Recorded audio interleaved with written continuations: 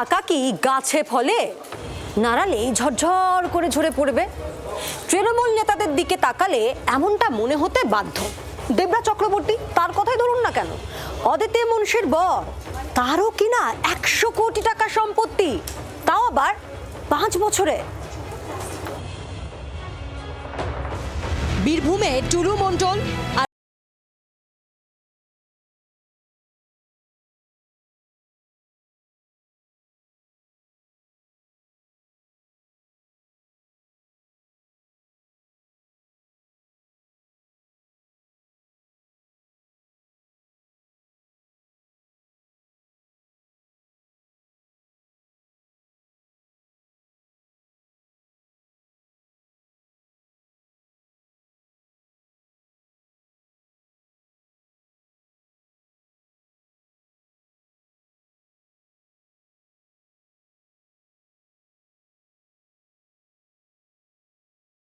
সব সম্পত্তি, এমনকি পাহাড়ের কালিম্পংয়েও বিপুল সম্পত্তি করেছেন দেবরাজ।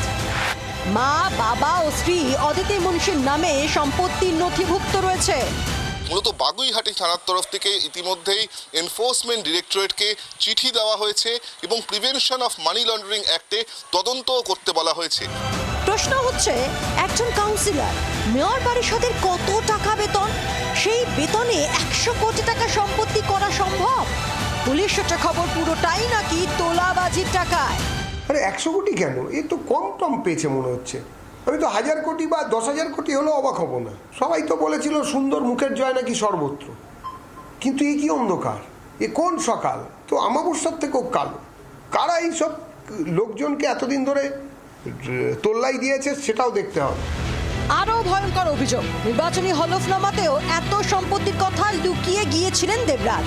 মানে বিধাননগর পুর ভোটে প্রার্থী হয়েছিলেন তখন এই সম্পত্তির হিসেব তিনি কমিশনকে দেননি। কেন সম্পত্তির কথা আড়াল করলেন তিনি? সবটাই কালো টাকায় কেনা বলে। গত 1 জুলাই দেবরাজকে পুরুলিয়া থেকে গ্রেফতার করে পুলিশ।